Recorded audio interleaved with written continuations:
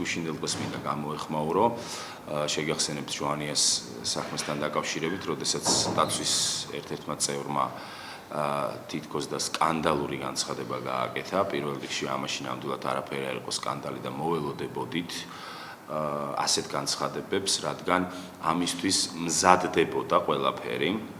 შეგახსენებთ პოლიტიკურ განცხადებებს ნაციონალური მოძრაობის, რომ თითქოს რაღაც ხდებოდა რაღაც არაესთეტიური რაღაც, ოჯახისთვის მიუღებელი რაღაც და მათ არ უნდათ ამასთან დაკავშირებით საუბარი. ეს აზრი დაამკვიდრეს მათ საზოგადოებაში, სპეციალურად იყო ეს ყველაფერი გაკეთებული, რომ შემდეგ ამით გამოიწვიონ საზოგადოების მღელვარება, საზოგადოება ჩააგდონ ეგრეთ წოდებულ შოკში და არიონ სიტუაცია, საქმის გაჭიანურებაშიც ეს სიტუაცია, არეული სიტუაცია მიიღებს მონაწილეობას ჩვეულებრივად, რაც საქმეს შეიძლება მისცეს, რამაც შეიძლება საქმეს მისცეს არასწორი შეფასება. ახლა რაც შეეხება თვითონ მის განცხადებას, იცით რა შეასაქმე, რატომ არავინ საუბრობს იმაზე ამ პიროვნებას დაცვის წევრს, როდესაც დაურეკეს და იგი ამბობს, რომ თურმე გლდანიდან საბურთალოზე რაღაცა 15 წუთში თუ 20 წუთში მივიდა, რა მოხდა მანამდე იქ?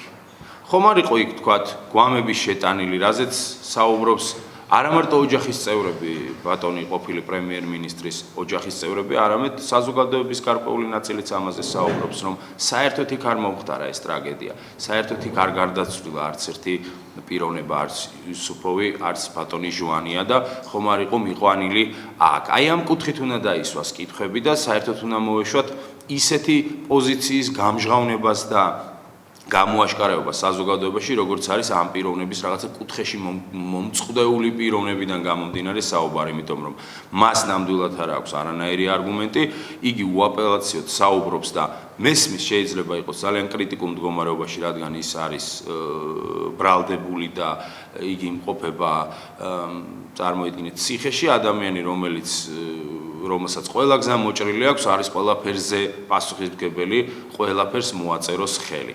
ხოლო ხა ამის უკან რა დგას და როგორ დგას, ეს ამით ნათელია, ეს ყველა საქმე იკერება და იხარშება ნაციონალურ მოძრაობაში. სპეციალურად კეთდება, თუ დააკვირდებით ყველა საქმეს, ასეთ გახმაურებულ საქმეს და საზოგადოებრივ რაღაცა ისეთ საზოგადოებაში აქტუალურ თემას, რომელ თემებზე საზოგადოება ითხოვს კონკრეტულ პასუხებს, თუ დააკვირდებით, ყველას გაზდევს ლაიტმოტივად სპეციალურად ისეთი საკითხები, როგორიც არის ეს ორიენტაცია, არა ესეთი ესთეტიურობა, ყველაფერზე ამაზე საუბრობენ. იცით რა, აი ამის გახმოვანება არ შეიძლება, იმის გახმოვანება არ შეიძლება.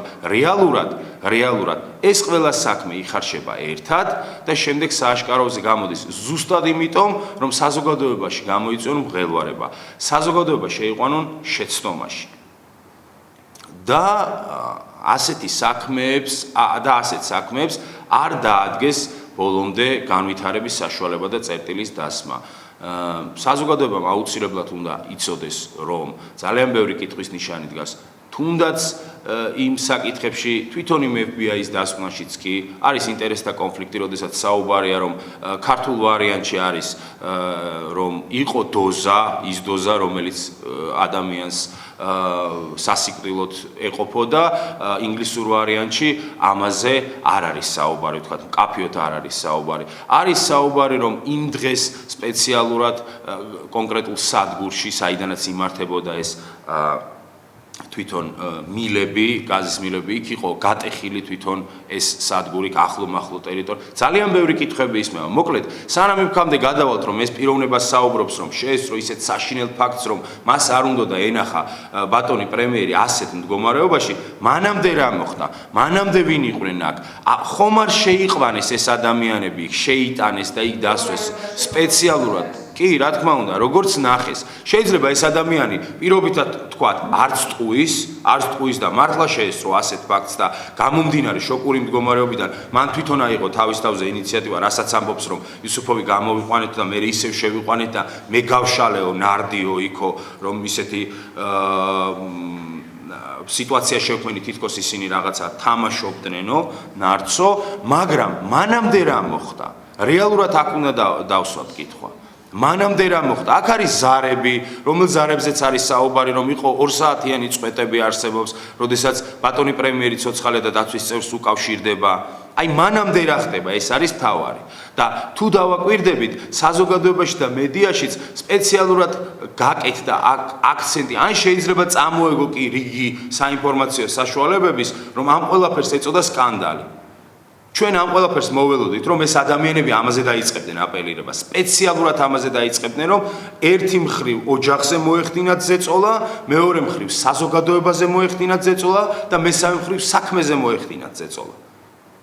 აი ეს არის რეალური სურათი, რაც მივიღეთ გუშინდელი სასამართლოდან და მე იმედი მაქვს, რომ პროკურატურაც და სასამართლოც ისე წაიყვანს საკითხს და სასამართლოც ისეთ ობიექტურ გადაწყვეტილებამდე მივა, რომ რეალურად დაესმევა ამას წერტილი, იმიტომ რომ რეალურად აღიზიანებს ადამიანებს ასეთი საკითხების გამოუძიებლობა.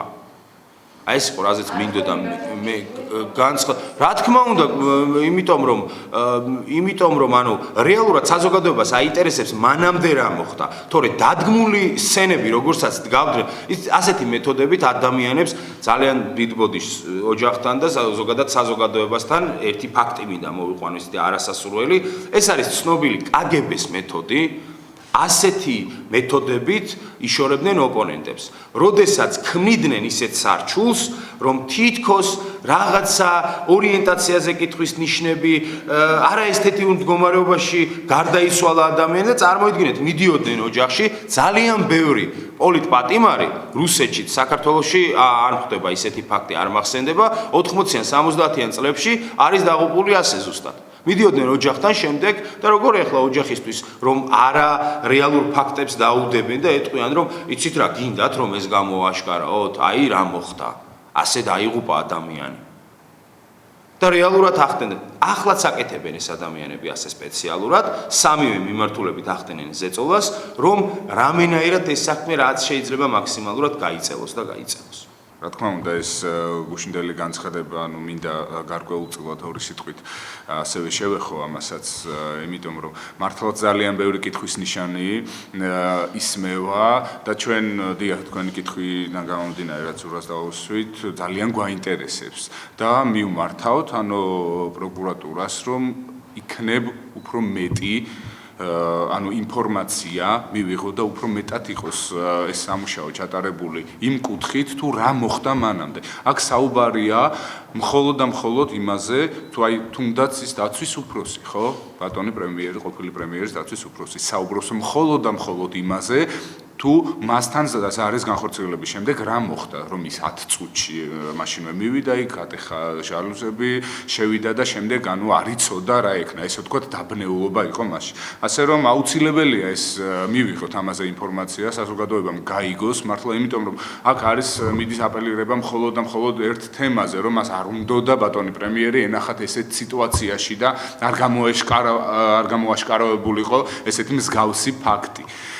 რაც შეეხება თუნდაც ამ თემასაც მივაბოდა ასევე სხვა თემებს ადვოკატების თემა. ადვოკატები, რომლებიც იძახიან და გაიძახიან უბრალოდ, რომ ყველაფერი ეს არის შეკერილი საქმეები, ეს არის პოლიტიკურად მოტივირებული საქმეები. თქვენ თუ ხარ დაკვირვებული, აბსოლუტურად ყველა თემაზე ისეთ გახმაურებულზე, წინა ხელისუფლების წევრების, ანუ სასამართლოებზე აბსოლუტურად ყველგან არიან ერთი და იგივე ადვოკატები.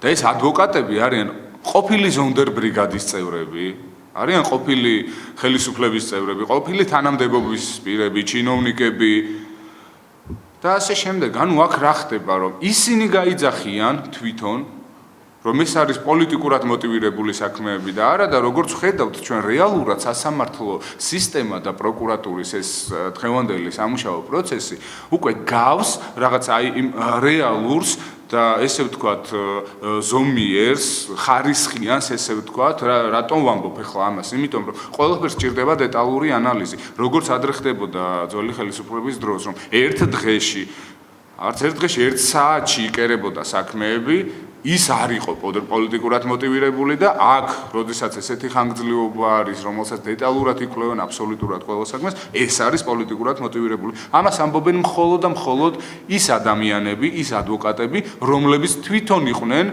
არაჩვეულებრივი დარიგითი, ძალიან აქტიური წევრები, ძველი ხელისუფლებისა, ძველი გუნდისა, ანუ ისინი არიან ერთი გუნდი. ჩვენ ძალიან კარგად გვახსოვს გვარები ახლა ადვოკატები ვიც არიან, თუნდაც ონიანი ავიღოთ მაგალითად ზონდერ ბრიგადის ერთ-ერთი ხელმძღვანელი, ხო? ძალიან ბევრი, რა ვიცი, ახლა თქვენ ადევნებთ თვალყურს და იმის ადვოკატი ხო ერთია ახლა ამ ხარშილაძის ადვოკატის გვარი აღარ მახსოვს მაგ პიროვნების. ხო, ნუ ეს რა არის? სამართლებრივი შეფასების მაგივრად პიროვნებები აკეთებენ პოლიტიკურ შეფასებას. ყოველთვის ხდება პოლიტიკური შეფასებები, ანუ ადამიანი გამოდის თუნდაც სასამართლოს ხდომიდან, რომ ისაუბროს ადვოკატმა იმ სამართლებრივ პროცესებზე, რომელიც მიმდინარეობს და ასე შემდეგ, რაც ნიშნავს აი სამართლებრივ იმ პროცესს, რაც მიმდინარეობს იმ დღეს იმ პროცესზე, როგორ ხდება მაგალითად ის შუაღმობა, ასე შემდეგ, მხოლოდ და მხოლოდ მიდის საუბარი პოლიტიკური განცხადებები კეთდება ადვოკატების მხრიდან, რომელთა საქმე არის მისი დაცვის ქვეშყოფის დაცვა და ამ საქმეებზე, ესე ვთქვათ, აპელირება. იცით რა არის, შეიცვალოს ადვოკატები, ჩემი მოთხოვნა ეს რომ გითხრათ, იმიტომ რომ შეიცვალოს და შეიცვლება ისევ მათი, ესე ვთქვათ, მათი ინებაა, ხო და მათი სურვილია, ხო ვინ უნდა შეუცვალოს ადვოკატი, მაგალითად, ძველი ხელისუფლების წევრებს ისევ მათ, ხო, მათი გუნდის წევრებმა და მათმა ოჯახის წევრებმა ისევ იქნებიან, მაგალითად, იგივე სახეები არ იქნებიან, მაგრამ ისევ იქნებიან იგივე წარმომავლობის ადამიანები. უბრალოდ რა არის, იცი, თვითონ საზოგადოებამ განსაზღვრა, თვითონ, ანუ ძალიან კარგად ხდება ამ საზოგადოება და ჩვენ ძალიან კარგად ხდებით პირველივე ამ პროცესებიდან და ამ დაწყებული საქმიდან. ყოველთვის ხდება ადვოკატი არ უნდა აკეთებდეს ესე მსგავს პოლიტიკურ განცხადებებს ყოველთვის. იმიტომ რომ მე ჯერ არ მომისმენია განცხადება, რომელიც შეიძლება შეეხებოდეს იმ კონკრეტულ სასამართლო პროცესს. ყოველთვის ხდება პოლიტიკური განცხადებები, რომ ეს არის პოლიტიკურად შეკერილი საქმე, პოლიტიკურ მოტივებზე აგებული, გადახედონ ძველ სასამართლო პროცესებს, ძველ საქმეებს, სადაც მართლაც აი წუთებში განისაზღვრებოდა ადამიანის დანაშაულებრივობა, ანუ დანაშაულობა. აი ერთადერთი რაც შემიძლია დავამატო ეს აი ამ სქემიდან ეს რაღაცა სამკუთხედივით რომ მოქმედებენ, ეს არის ჩვეულებრივი აპრობირებული მეთოდი, რაც აკეთებს ნაციონალური მოძრაობა. წარმოიდგინეთ, რომ ყველა ასეთ საქმეზე არის პოლიტიკურად ანგაჟირებული ადვოკატი სპეციალურად, რადგან მან შეძლოს პოლიტიკური სარჩულის დადება ამ საქმეზე. ეს საქმეების შემდეგ ითარგმნება, იგზავნება ევროკავშირში, იგზავნება ამერიკაში, იგზავნება სხვადასხვა საერთაშორისო ორგანიზაციებში, რადგან ამ ორგანიზაციებიდან ნაციონალურმა მოძრაობამ მიიღოს ანგარიში. აი ამ ანგარიშს აფრიალებს მერე მთელი დღის განმავლობაში ჩვენ რომ ხედავთ, რომ აი საზოგადოების უცხო საერთაშორისო რა ქვია, საერთაშორისო საზოგადოების შეფასება ამას აკეთებს. რეალურად აქ არც ერთი ადვოკატი სამართლებრივი თვალსაზრისით არ მიყვება ამ საქმეს. სადღაც ნაციონალური მოძრაობის, რო ვთქვათ, რიგით ოფისში იკერება ეს საქმეები, როგორი მიმართულებით უნდა გაყვნენ ამ ყველაფერს, როგორი ტაქტიკით, საბოლოო დანიშნულება არის საზღვარგარეთი.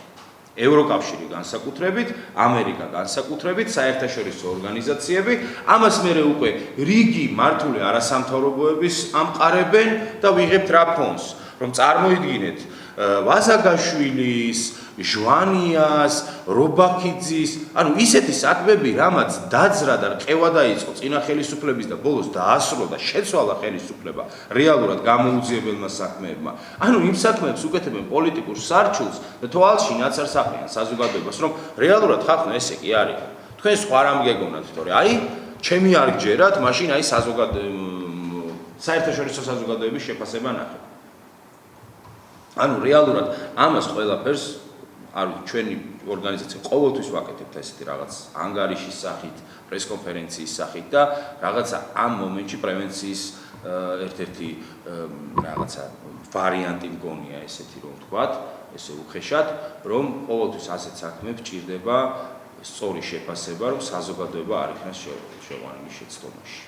აი მთავარი ეს არის რა არის მთავარი რომ საერთაშორისო ორგანიზაციებმა გაიგონ მაგალითად რა ხდება ეს ჩვენ მაგალითად ახლა თავარია რომ ჩვენმა საზოგადოებამ გაიგოს თუ რა ხდება რეალურად მთელი იმის განმავლობაში აი მზაფხულის განმავლობაში ჩვენ ყველა ამ საქმეს ვთქვათ შუამდე მიყვანას ან დასრულებულ საქმეს გამოთხოვნას ვაპირებთ, რომელიც აუცილებლად იქნება ნათარგმნი და აუცილებლად იქნება გადაგზავნილი, როგორც სწორი შეფასებით, სწორი ანალიზით, რეალურად რაც ხდება.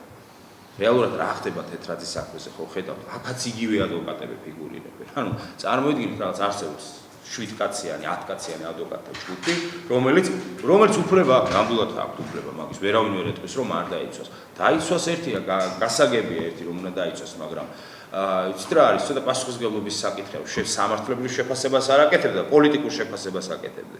რეალურად, როდესაც რომელ პოლიტიკურ შეფასებაზეა საუბარი, როდესაც ამხელა ინტერესთა კონფლიქტი არსებობს, თუნდაც ერთადერთი აი ჟვანიას საქმეში ავიღოთ.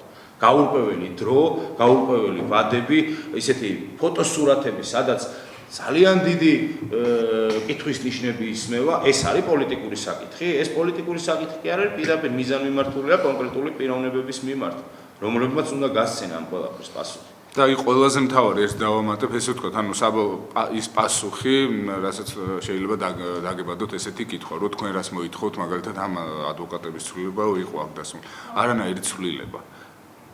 ამას აზრით არ აქვს, ხომ ახსენე, ეს რატომაც არ აქვს აზრი. უბრალოდ ეს ჩვენი გამოხმაურება ამ თემაზე არის ანუ ერთ-ერთი, ანუ ახალგაზრდული ცენტრის, მხრიდან ჩვენი საერთო აზრი, რომ თვითონ საზოგადოება არ შევიდეს შეცდომაში, რასაც ესენი ცდილობენ საერთაშორისო ორგანიზაციებს რას გადაუგზავნიან, რას არა, ეს მეორე საკითხია. აქ არის მთავარი ჩემთვის და ჩვენი ორგანიზაციისთვის, რომ ჩვენი საზოგადოება არ შეიყვანოს შეცდომაში და ისევ არ მოხდეს, ანუ ის უბედურება, რაც იყო მანამდე, რომ მათი ნასაუბრებიდან, მათი გამოტანილი ეს აზრები, პოლიტიკურად ანგაჟირებულები, ეს ამ ადვოკატებზე ვამბობ, რომელთა, აი თითქმის რა ვიცი, ყოველდღე თუ არა, ყოველ კვირაში მაინც მიდის რომელიმე ძველი ხელისუფლების წარმომადგენლის სასამართლო პროცესი, ხო?